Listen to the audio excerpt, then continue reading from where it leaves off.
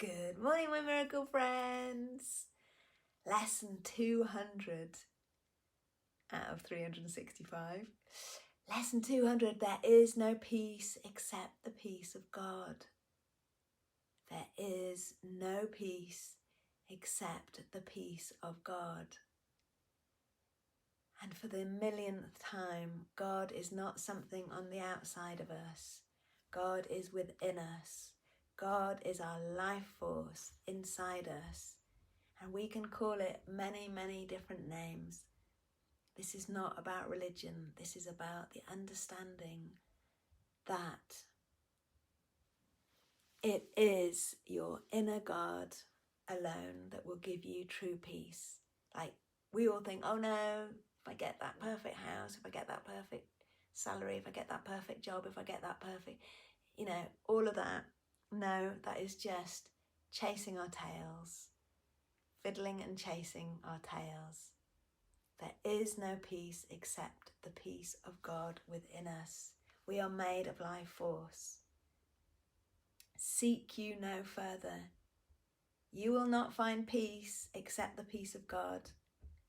Accept this fact and save yourself the agony of yet more bitter disappointments, bleak despair, and sense of icy hopelessness and doubt. Seek you no further. There is nothing else for you to find except the peace of God, unless you seek for misery and pain. This is the final point to which each one must come at last. To lay aside all hope of finding happiness where there is none, of being saved by what can only hurt, or make peace of chaos, joy of pain and heaven out of hell. Attempt no more to win through losing, nor to die to live. You cannot but be asking for defeat. Yet, you can ask as easily for love, for happiness, and for eternal life in peace that has no ending. Ask for this, and you can only win. To ask for what you already must succeed. To ask that what is false be true can only fail. Forgive yourself for vain imaginings and seek no longer what you cannot find. For what could be more foolish than to seek and seek and seek and seek again for hell, when you have but to look with open eyes to find that heaven lies before you through a door that opens easily to welcome you. Come home. You have not found your happiness in foreign places and in alien forms that have no meaning to you, though you sought to make them meaningful. This world is not where you belong. You are a stranger here, but it is given you to find the means whereby the world no longer seems to be a prison house or jail for anyone. Freedom is given you where you beheld but chains and iron doors. But you must change your mind about the purpose of the world if you would find escape. You would be bound till all the world is seen by you as blessed, and everyone made free of your mistakes and honoured as he is. You made him not, no more yourself, and as you free the one, the other is accepted as he is. What does forgiveness do? In truth, it has no function and does nothing, for it is unknown in heaven. It is only hell where it is needed and where it must serve a mighty function. Is not the escape of God's beloved Son from evil dreams that he imagines yet believes are true a worthy purpose? Who could hope for more while there appears to be a choice to be made between success and failure, love and fear? There is no peace except the peace of God, because he has one Son who cannot make a world in opposition to God's will and to his own, which is the same as his. What could the hope to find in such a world? It cannot have reality because it never was created.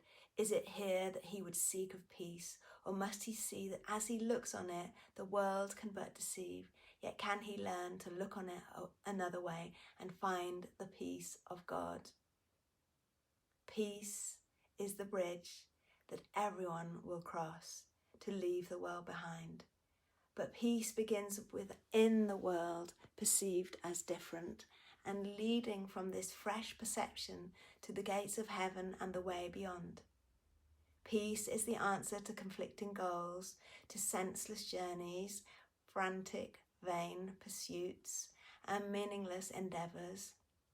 Now the way is easy, sloping gently towards the bridge where freedom lies within the peace of God. Let us not lose our way again today. We go to heaven and the path is straight. Only if we attempt to wander can there be delay and needless wasted time on thorny byways. God alone is sure, and he will guide our footsteps. He will not desert his son in need, nor let him stray forever from his home. The Father calls, the Son will hear. And that is all there is to what appears to be a world apart from God, where bodies have reality. Now is there silence. Seek no further. You have come to where the road is carpeted with leaves of false desire, fallen from trees of hopelessness you sought before.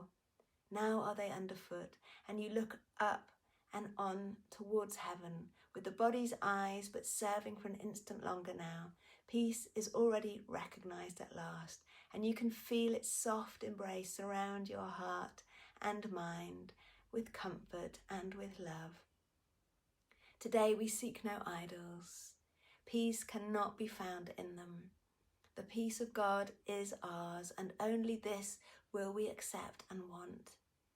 Peace be to us today, for we have found a simple, happy way to leave the world of ambiguity and to replace our shifting goals and solitary dreams with single purpose and companionship. For peace is union. If it be of God, we seek no further.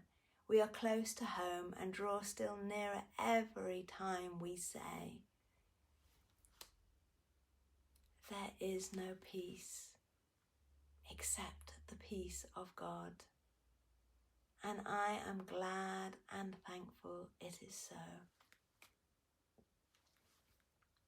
Beloved divine, loving light within us and all around us and in everybody else. It doesn't matter what your creed, your colour, I don't even know what other distinctions to give, sexual orientation, I don't know, whatever the cool things are these days. There is no difference between any single one of us. Every single one of us that has a heart that is beating has the peace of God beating inside that heart. And when you can feel that in yourself and you can see it in everybody else, and it doesn't matter what their belief system is, it doesn't matter that people might not call that God, they might call it life force, they might call it yoga, they might call it, I don't know, Allah, it just doesn't matter. Buddha mind, Christ consciousness, quantum physics, nature. It just does not matter. This is just a universal, loving life force. Call it Reiki, call it, I don't know, energy healing. Universal, loving life force that is in all of us, in everything and everyone, in the form and the formless. Beloved divine within me and all around me and in everybody else. The perfect day already exists, where I really understand on an experiential level, not in theory. Not in theory, we're done with theory. Today we're going to feel the peace of God within us. And we're going to look in everybody's eyes and send them the peace of God, that they may feel that too. The perfect day already exists, full of peace, full of the peace of God. And it doesn't matter where you are in the world or what you're doing. whether you're in the Premier Inn in West Didsbury, like I am for the next 9 days, or whether you're on an amazing holiday or you're going to work, every single person you see is a holy instant, a potential for a holy instant where you see the peace of God in them and they see the peace of God in you.